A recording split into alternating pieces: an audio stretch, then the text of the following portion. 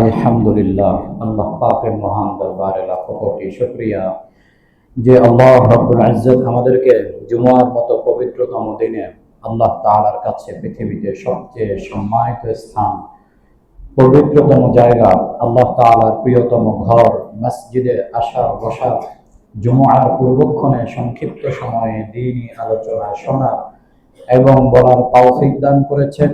এজন্য সকলেই অন্তরের অন্তঃস্থল থেকে শুকরিয়া আদায় করি। কালিমাতুশ শুকর, আলহামদুলিল্লাহ। মানব জাতির জীবনে কখনো কখনো আল্লাহ তাআলা সংকট, সংকীর্ণতা, দুর্ভিক্ষ দিয়ে থাকেন। কখনো কখনো মানব জাতির জীবনে জাতীয় পর্যায়ে, বৈশ্বিক পর্যায়ে এমন পরিস্থিতি আল্লাহ তাআলা সৃষ্টি করতে পারেন। অর্থনৈতিক সংকট সৃষ্টি হতে পারে, খাদ্য সংকট সৃষ্টি হতে পারে, তেলের সংকট সৃষ্টি হতে পারে, গ্যাসের সংকট সৃষ্টি হতে পারে, বিদ্যুতের সংকট সৃষ্টি হতে পারে, মূল্যস্ফীতি সৃষ্টি হতে পারে। আল্লাহ তাআলা এগুলো মানব জীবনে দিয়ে থাকেন। আবার আল্লাহ তাআলাই এগুলো সমাধান দিয়ে রেখেছেন, আল্লাহ তাআলাই সমাধান করে থাকেন। পূর্বেকার নবীদের সময়ে, সাহাবায়ে কেরামের সময়ে যদি আমরা ইতিহাস দেখি তাহলে দেখতে পাই তাদের সময়ও এ ধরনের সংকট সৃষ্টি হয়েছিল। সে সংকট উত্তরণে তারা কি করেছিলেন? কোরআন সুন্নাহ আমাদেরকে এ সকল সংকট সৃষ্টির পরে এ থেকে রক্ষা পাবার, উত্তরণের কি পদ্ধতি আমাদেরকে শিক্ষা দিয়েছেন। এই সংকট কেন সৃষ্টি হয়? এই দুর্ভিক্ষ আমাদের উপরে কেন আসে?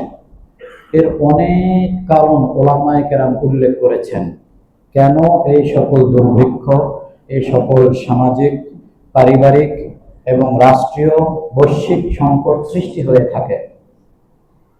এর পেছনে যতগুলো কারণ রয়েছে, বহু কারণ রয়েছে।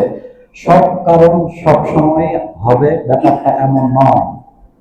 যত কারণ রয়েছে সকল কারণের মধ্যে অন্যতম গুরুত্বপূর্ণ একটি কারণ হচ্ছে আল্লাহর সাথে নাফরমানি করা। আল্লাহর সাথে নাফরমানি করার কারণে আল্লাহ পাক বেশিরভাগ সময় সংকট দিয়ে থাকেন। এবং ইতিহাসে যতগুলো সংকট, সংকীর্ণতা সৃষ্টি হয়েছে তার মধ্যে 80%, 90% হচ্ছে মানুষের নাফরমানি আর খোদাদ্রোহিতার কারণে। তো আল্লাহ তাআলার যতগুলো নাফরমানি আছে, আল্লাহ তাআলার সাথে নাফরমানি, গুনাহ, খোদাদ্রোহিতা, এর অনেকগুলো বিষয় রয়েছে, অনেক পাপ, অনেক অপরাধ রয়েছে। তার মধ্যে অন্যতম এবং বড় ব্যাপক একটি নাফরমানি হচ্ছে আল্লাহ তাআলার জমিনে আল্লাহর প্রতিনিধিত্ব না করা। আল্লাহর জমিনে আল্লাহর প্রতিনিধিত্ব না করা, এটি একটি আল্লাহ তাআলার অপরাধ সমূহ, আল্লাহ তাআলার সাথে নাফরমানির অন্যতম একটি নাফরমানি। কুরআন কারীমে সূরা বাকারায় আল্লাহ তাআলা বলে দিয়েছেন, ওয়াইয ক্বালা রাব্বুকা লিল মালাইকাতি ইন্নী জাইলুন ফিল আরদি খলিফা।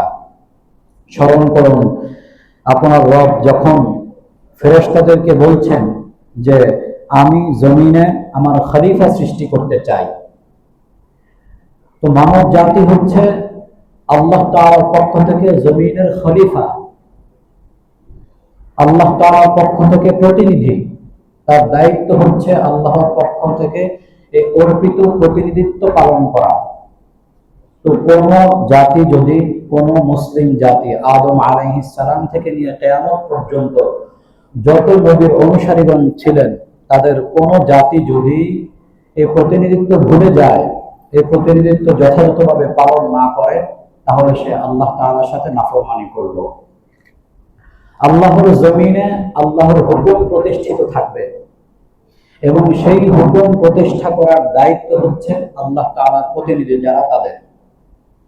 এজন্যই তাদেরকে আল্লাহ তাআলা বলেছেন, আমি আমার খলিফা সৃষ্টি করতে চাই। আমার খলিফা, আমার প্রতিনিধি, আমার পক্ষ থেকে তারা দায়িত্ব পালন করবে। তো আল্লাহ তাআলা আমাদেরকে তার খলিফা বানিয়েছেন। আমরা কি সেই খলিফার দায়িত্ব পালন করছি? সেই খেলাফতের দায়িত্ব আমরা পালন করছি? আমরা করছি না। তাহলে আমরা গুনাহগার, আমরা আল্লাহ তাআলার সাথে নাফরমানি করেছি। এই প্রতিনিধিত্বের অন্যতম বড় দায়িত্ব পেয়েছেন সকল নবী এবং রসুলগণ তারা পৃথিবীতে এসে প্রতিনিধিত্ব কাকে বলে, খেলাফত কাকে বলে, খলিফা হওয়া কাকে বলে, হাতে কলমে শিক্ষা দিয়ে গিয়েছেন। কুরআন কারীমের সূরা ফাত এবং সূরা আস-সাফের মধ্যে আল্লাহ তাআলা বলেছেন, হুয়াল্লাযী আরসালা রাসূলাহু বিল হুদা ওয়া দীনিল হক লিইয়ুযহিরাহু আলাদ দীনি কুল্লি।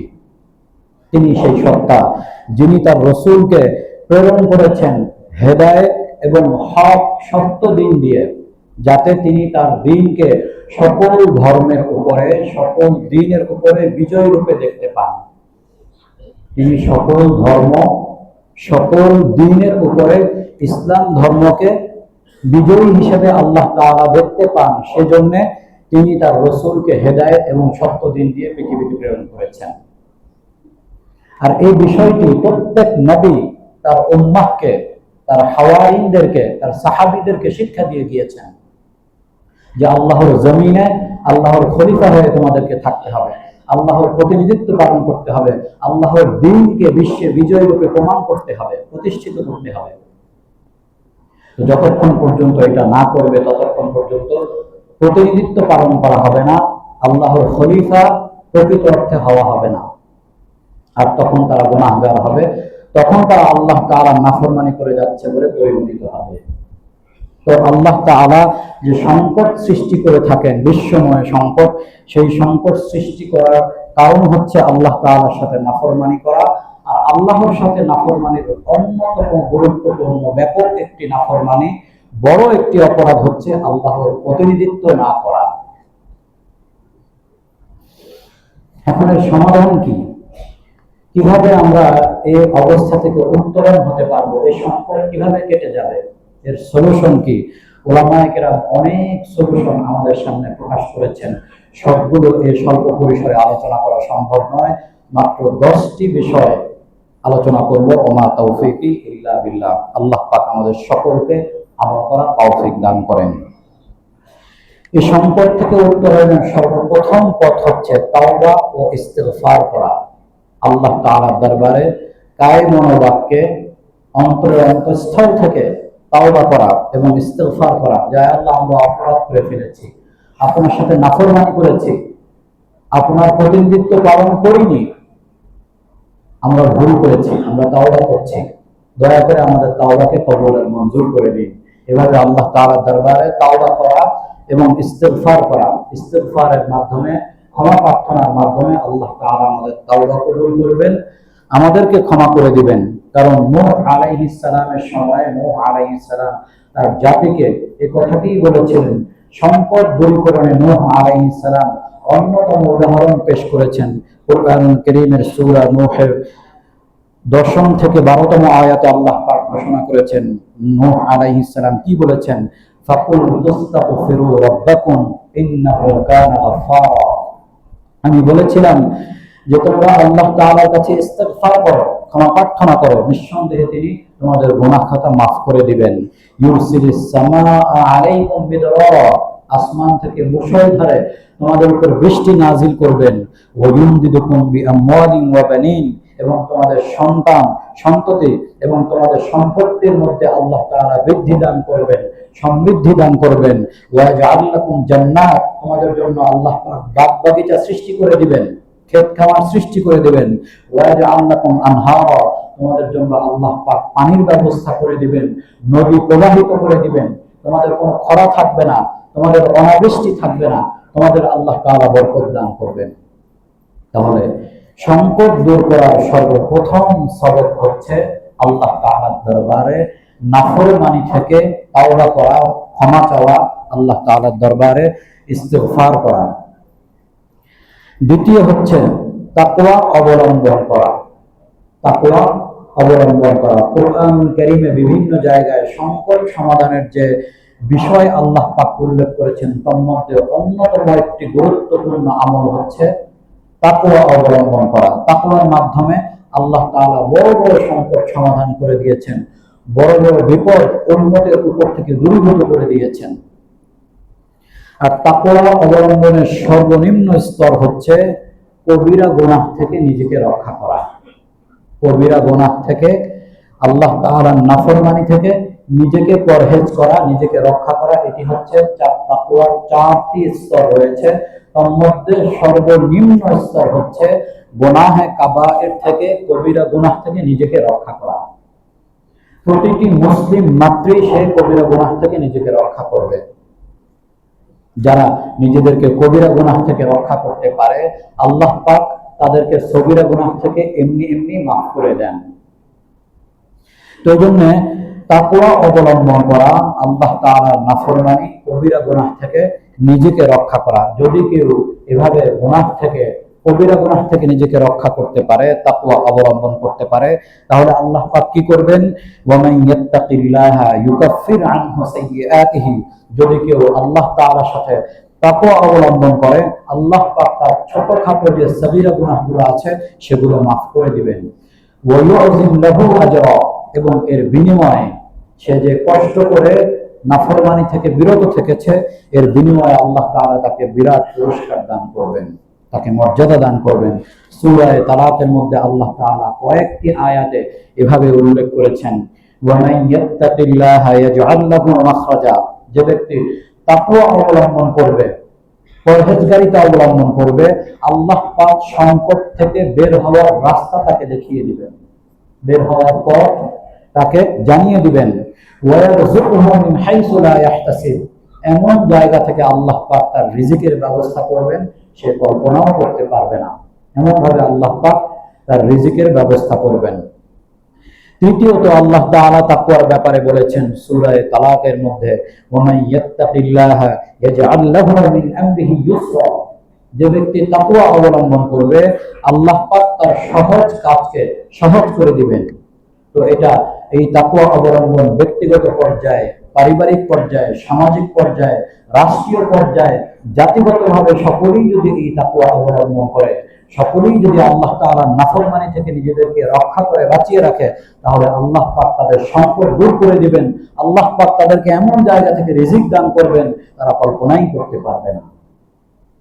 সূরা আরাফের 96তম আয়াতে আল্লাহ পাক সে কথাটিই বলে দিয়েছেন, ওয়ালাউ আন্না আহলাল কুরা আমানু ওয়াত্তাকু লাফাতাহনা আলাইহিম বারাকাতিন মিনাস সামাই ওয়াল আরদ।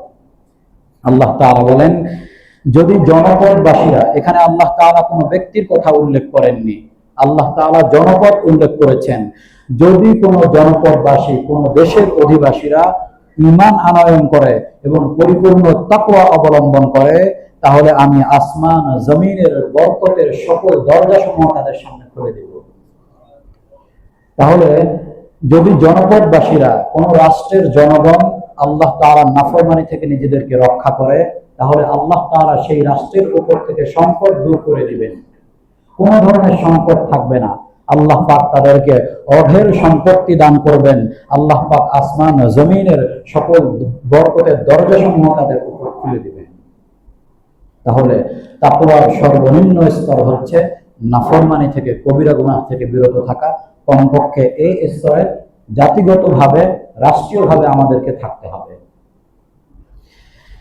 তৃতীয় বিষয় হচ্ছে, উত্তরণের তৃতীয় পথ হচ্ছে অপচয়, অপব্যয়, অতি ভোগ না করা।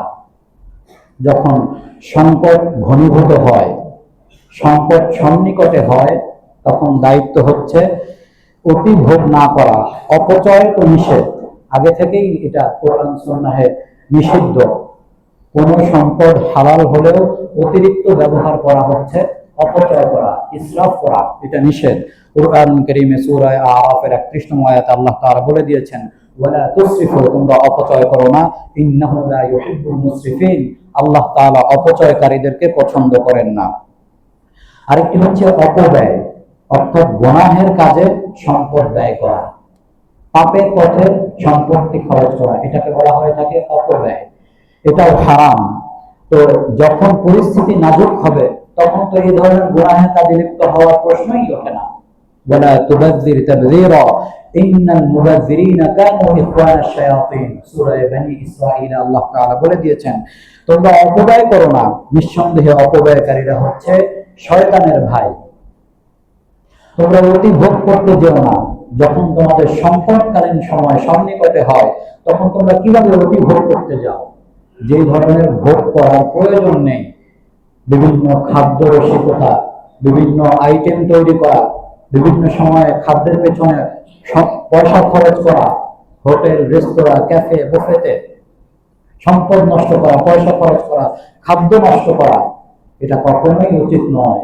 অতি ভোগের নামে অর্থ নষ্ট করার কোনো অর্থই হয় না যখন মানুষের সংকট সন্নিকটে সৃষ্টি হয়। তো এই জন্য 3 নম্বর বিষয় হচ্ছে অপচয় না করা, অতি ভোগে লিপ্ত না হওয়া। 4 নম্বর বিষয় হচ্ছে আয় ব্যয়ের সামঞ্জস্যতা বজায় রাখা, আয় ব্যয়ের মধ্যে সমন্বয় রাখা, যেটা সাহাবায়ে কেরাম রিদওয়ানুল্লাহি তাআলা আলাইহিম আজমাইন করেছিলেন। রাসূলুল্লাহ সাল্লাল্লাহু আলাইহি ওয়াসাল্লাম বলে গিয়েছেন, তোমরা আয় ব্যয়ের মধ্যে সামঞ্জস্য রাখবে, যে পরিমাণ আয় থাকবে সেই পরিমাণ ব্যয় করবে।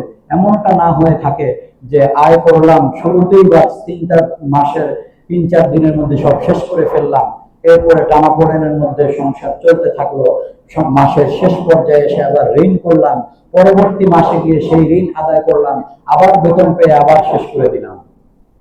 এই ধরনের আয় ব্যয়ের সামঞ্জস্যতা না রাখা, এটা সুন্নাহ সম্মত নয়।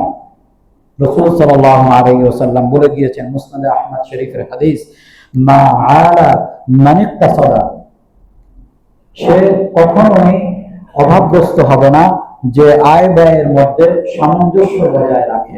রাসূল সাল্লাল্লাহু আলাইহি ওয়াসাল্লাম বলে গিয়েছেন, এজন্য আয় ব্যয়ের মধ্যে সামঞ্জস্যতা বজায় রাখা। তো যখন স্বাভাবিক অবস্থায় এটা করা উচিত এবং সুন্নাহ সম্মত, তখন যখন কঠিন পরিস্থিতির সম্মুখীন হব আমরা বা এই ধরনের পরিস্থিতির সামনে আসছে মনে করব, তখন কিভাবে আমরা এই আয় ব্যয়ের মধ্যে অসামঞ্জস্যতা বজায় রাখবো? হতেই পারে না। 5ম বিষয় হচ্ছে দান, সাদাকা, খায়রাত এবং অর্থনৈতিক সাহায্য সহযোগিতার হাতকে বাড়িয়ে দেওয়া। যখন এই ধরনের সংকট সৃষ্টি হবে, দুর্ভিক্ষ আসবে, পরিস্থিতি নাজুক হবে, তখন যারা ধনিক শ্রেণী রয়েছে, উচ্চবিত্ত যারা রয়েছে, সমাজের বিত্তবানদের এগিয়ে আসতে হবে। ধনী দেশগুলোকে গরিব দেশগুলোর প্রতি সহানুভূতির হাত বাড়িয়ে দিতে হবে। ধনী দেশগুলোকে এগিয়ে আসতে হবে, গরিব দেশগুলোর প্রতি সহযোগিতা করতে হবে, ত্রাণ বিতরণ কার্যক্রম পরিচালনা করতে হবে। যারা সমাজের বিত্তবান রয়েছে তাদেরকে ধনীদের কাছে, গরিবদের কাছে এগিয়ে আসতে হবে। রাসূলুল্লাহ সাল্লাল্লাহু আলাইহি ওয়াসাল্লামের সময় যখন সংকট ছিল, দারিদ্র সীমার নিচে তারা বসবাস করছিলেন, তখন কি করেছিলেন রাসূলুল্লাহ সাল্লাল্লাহু আলাইহি ওয়াসাল্লাম? এর উদাহরণ হাদিসের কিতাবে রয়েছে। রাসূল সাল্লাল্লাহু আলাইহি ওয়াসাল্লাম 3 দিনের বেশি কোরবানের গোশত জমা রাখতে নিষেধ করেছিলেন, মুসলিম শরীফের হাদিস। পরবর্তীতে তিনি অনুমতি দিয়েছিলেন যে তোমরা এটাকে প্রক্রিয়াজাত করে, এটাকে শুষ্ক করে, শুটকি করে রেখে দিতে পারো, সংরক্ষণ করতে পারো, এটা পরবর্তীতে বলেছেন। কিন্তু যখন বেদুইনরা এসেছিল এবং তারা ক্ষুধার্ত থাকতো, তখন রাসূল সাল্লাল্লাহু আলাইহি ওয়াসাল্লাম বলেছেন, 3 দিনের বেশি তোমরা কেউ কোরবানির গোশত জমা করে রাখতে পারবে না, বরং সেটাকে বিলিয়ে দিতে হবে। কোন ভাইয়ের অনুমতি ব্যতীত 2টি খেজুর একত্রে ভক্ষণ করতে নিষেধ করেছিলেন রাসূলুল্লাহ সাল্লাল্লাহু আলাইহি ওয়াসাল্লাম। যখন পরিস্থিতি নাজুক ছিল তখন তার এই নির্দেশ ছিল, বুখারী শরীফের হাদিস, যে তোমাদের কোন ভাই তার অপর ভাইয়ের অনুমতি ব্যতীত 2টি খেজুর একত্রে ভক্ষণ করবে না। একটি খেজুর খাবে, আরেকটি খেজুর যদি তখন তাকে ভক্ষণ করতে হয়, পার্শ্ববর্তী ভাই তিনি না খেয়ে আছেন কিনা, ক্ষুধায় কাতর কিনা, সেই খবর নেবে। যদি তার প্রয়োজন হয় থাকে তাহলে দ্বিতীয় খেজুরটি তাকে দান করবে, তার অনুমতি সাপেক্ষে দ্বিতীয় খেজুর ভক্ষণ করবে। রাসূলুল্লাহ সাল্লাল্লাহু আলাইহি ওয়াসাল্লাম সংকটকালীন সময়ে কি করেছিলেন? একদিন রাসূলুল্লাহ সাল্লাল্লাহু আলাইহি ওয়াসাল্লাম মসজিদে নববীতে সাহাবায়ে কেরামকে নিয়ে বসা ছিলেন। জাবির ইবনে আব্দুল্লাহ রাদিয়াল্লাহু তাআলা আনহু এই ঘটনা বর্ণনা করেছেন। রাসূল সাল্লাল্লাহু আলাইহি ওয়াসাল্লাম প্রায় সময় ঈমানি হালাকা করতেন, অর্থাৎ ঈমানি বিষয় নিয়ে আলোচনা করতেন সাহাবায়ে কেরামের সাথে। তো তখন তিনি এই ধরনের আলোচনা করছিলেন। এমন সময় একদল লোক সেখানে উপস্থিত হলো, সকলেই মুজার গোত্রের ছিল। তো এদের অবস্থা দেখে রাসূল সাল্লাল্লাহু আলাইহি ওয়াসাল্লামের চেহারা বিমর্ষ হয়ে গেল যে এদের এই অবস্থা কেন, ধুলিমলিন অবস্থা, ক্ষুধার তাড়নায় শুকনো হয়ে কাঠের মতো হয়ে গিয়েছে, এদের চেহারা লাল হয়ে গিয়েছে, এদের গায়ে তেমন কোনো পোশাক নেই। তখন রাসূল সাল্লাল্লাহু আলাইহি ওয়াসাল্লাম সাথে সাথে চলে গেলেন এবং ঘরে গিয়ে সকল স্ত্রীর ঘরে গেলেন, তাদের কাছে খাদ্য ছিল কিনা জিজ্ঞেস করলেন। তারা বললেন, আমাদের সকল খাদ্য অতিরিক্ত যা থাকে আমরা সাদাকা করে দেই, আমরা ঘরে রাখি না। সে কারণে তিনি কোনো খাদ্য পেলেন না। এসে বেলাল রাদিয়াল্লাহু তাআলা আনহুকে জোহরের আজান দেওয়ার নির্দেশ প্রদান করলেন। বেলাল রাদিয়াল্লাহু তাআলা আনহু আজান দিলে মুসল্লিরা মসজিদে সমবেত হলে নামাজের পরে রাসূল সাল্লাল্লাহু আলাইহি ওয়াসাল্লাম হৃদয় স্পর্শী বয়ান করলেন, কোরআনুল কারীমের বিভিন্ন আয়াত তেলাওয়াত করলেন, হাদিসের ফজিলতের বাণী শোনালেন। এরপর রাসূল সাল্লাল্লাহু আলাইহি ওয়াসাল্লাম বললেন, তোমাদের যার কাছে যা কিছু আছে, খেজুর, পনির, ঘি, রুটি, আটা, গম, দিনার, দিরহাম, যা কিছু আছে তোমরা সবকিছু এখানে জমা করো। এই ঘোষণা শোনার পরে সাহাবায়ে কেরাম রাদিয়াল্লাহু তাআলা আলাইহিম আজমাইন চিন্তা করে দেখুন, 15-17 বছর আগে রাসূল সাল্লাল্লাহু আলাইহি ওয়াসাল্লাম এই ত্রাণ কার্যক্রম পরিচালনা করেছিলেন। তখন সাহাবায়ে কেরাম, একজন আনসারী সাহাবী সর্বপ্রথম উঠে গিয়ে তিনি এই পথ দেখিয়েছেন, যে কারণে রাসূল সাল্লাল্লাহু আলাইহি ওয়াসাল্লাম তার জন্য পৃথকভাবে দোয়া করেছেন। তিনি সর্বপ্রথম উঠে গিয়ে তিনি তার সম্পত্তি একেবারে বড় চাদরের মধ্যে করে এনে এমন ভাবে তিনি নিয়ে আসছিলেন, সাহাবায়ে কেরাম উল্লেখ করেছেন, জাবির রাদিয়াল্লাহু তাআলা আনহু বলেছেন যে তিনি নিয়ে আসতে পারছিলেন না, টেনে আনতে পারছিলেন না, এমন ভাবে সেটা ভরে গিয়েছিল। কয়েকজন সাহাবী টেনে সেই খাদ্যদ্রব্যকে মসজিদে নববীতে নিয়ে এসেছেন এবং এটা দেখে অন্যান্য সাহাবায়ে কেরাম উঠে গিয়ে তারাও এভাবে সম্পত্তি জমা করতে লাগলেন। এরপর রাসূল সাল্লাল্লাহু আলাইহি ওয়াসাল্লাম এই সকল সম্পত্তি, এই খাদ্য দ্রব্য, টাকা পয়সা, জামা কাপড় সবকিছু এই মুজার গোত্রের সকলের মাঝে বিলিয়ে দিলেন। তো এই হচ্ছে সংকটকালীন পরিস্থিতিতে রাসূল সাল্লাল্লাহু আলাইহি ওয়াসাল্লামের পদক্ষেপ। ৬ষ্ঠ নম্বর বিষয় হচ্ছে দুর্নীতি দমন করা। অন্যতম একটি বিষয় হচ্ছে সংকটকালীন সময়ে যেখানে দান, সাদাকা, খায়রাত করা, মানুষের সাথে আরো উদারতার হস্ত প্রসারিত করা, যেটা এটা করণীয় ছিল, সেক্ষেত্রে কিভাবে আমরা দুর্নীতি করতে পারি। দুর্নীতির মধ্যে অন্যতম দুর্নীতি হচ্ছে সংকটকালীন সময়ে ইহতিকার করা। ইহতিকার কাকে বলা হয়ে থাকে? ইহতিকার বলা হয়ে থাকে কৃত্রিম সংকট সৃষ্টি করা। বাজারে পর্যাপ্ত পণ্য, বাজারে পর্যাপ্ত যোগান থাকা সত্ত্বেও, চাহিদার সামঞ্জস্য থাকা সত্ত্বেও যোগানকে কম দেখিয়ে চাহিদা বৃদ্ধি করা।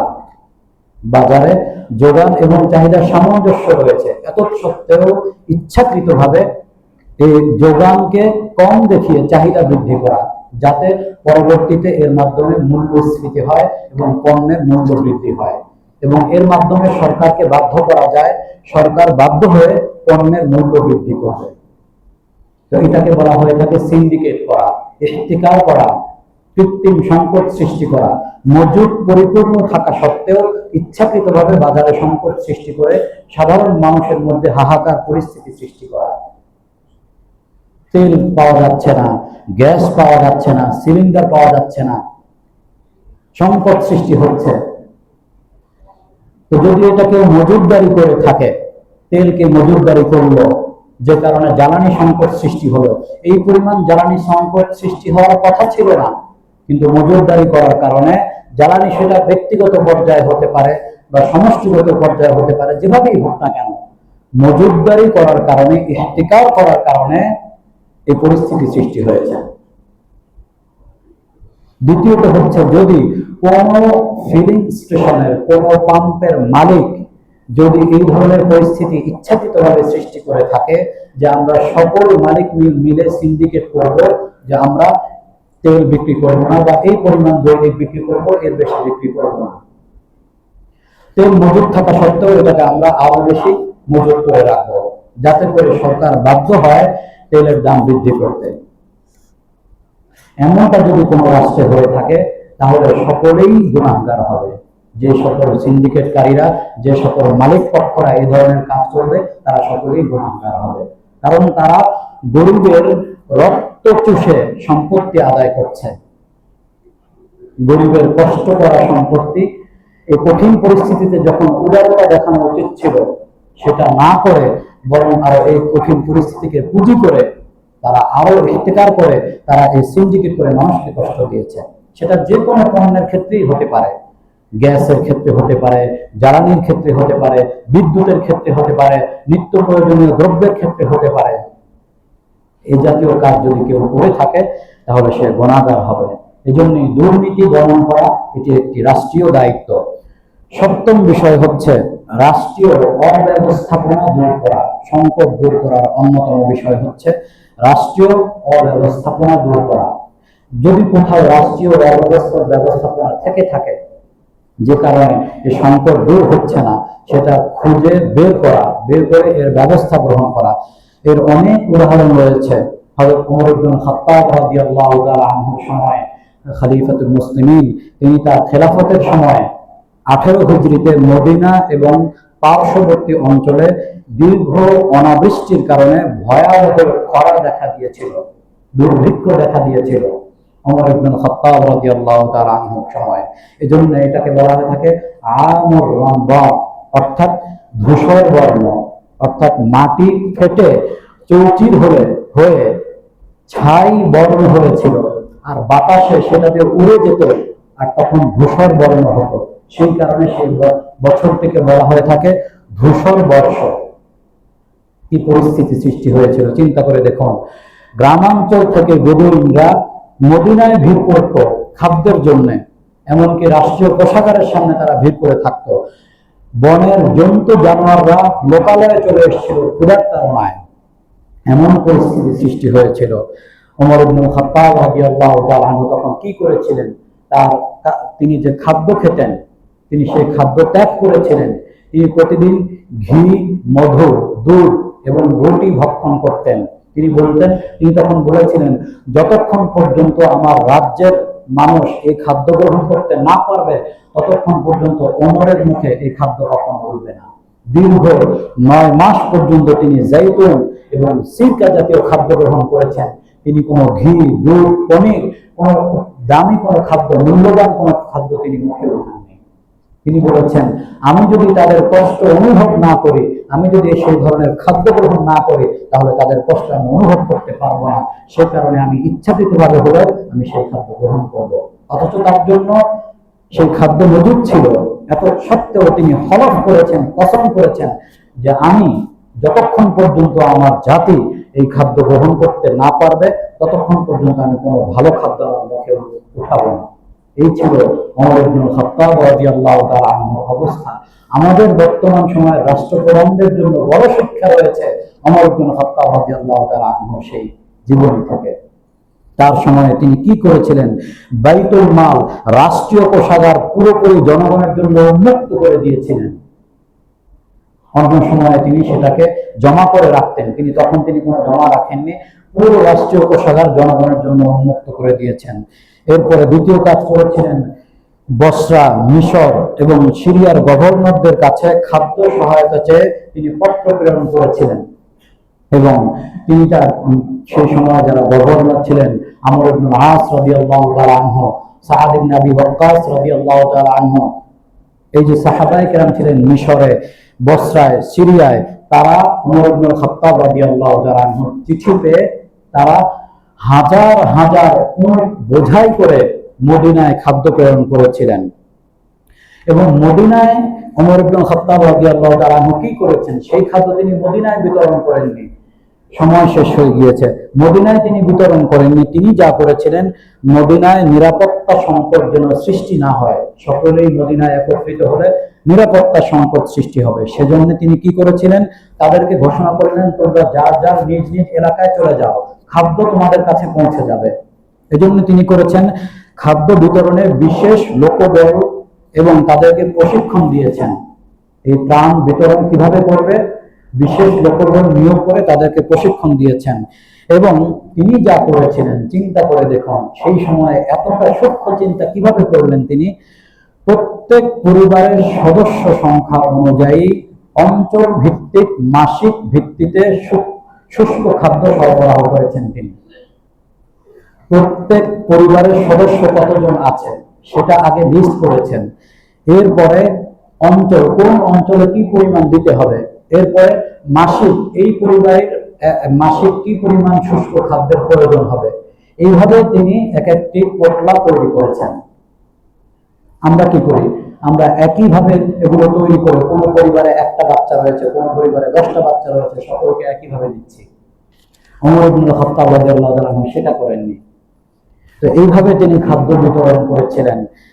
তো ওমর ইবনে খাত্তাব রাদিয়াল্লাহু তাআলা আনহুর সময় তিনি এইভাবে করেছেন। ষষ্ঠ বিষয় তিনি যেটা করেছেন, যে পুরনো কিছু খাল ছিল লোহিত সাগরের মধ্যে, তো আমর ইবনে আস রাদিয়াল্লাহু তাআলা আনহুকে বলেছিলেন এই খালগুলোকে তুমি সংস্কার করো, যাতে এগুলোর মাধ্যমে জাহাজ বা নৌকার মাধ্যমে খাদ্যগুলো দ্রুত আমাদের কাছে পৌঁছতে পারে।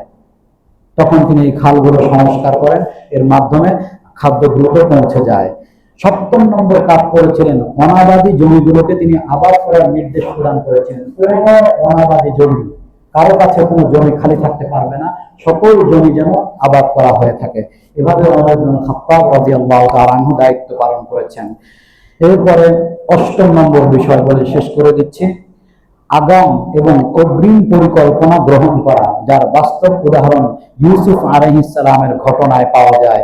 ইউসুফ আলাইহিস সালাম বলেছিলেন স্বপ্নের বাদশার স্বপ্নের ব্যাখ্যায়, মিশরের বাদশার স্বপ্নের ব্যাখ্যায় কি বলেছিলেন, সূরা ইউসুফের মধ্যে আল্লাহ তাআলা উল্লেখ করেছেন যে যে খাদ্যগুলো তোমরা গ্রহণ করবে তার খাদ্যগুলোর শস্য শীষ সহ সংরক্ষণ করবে।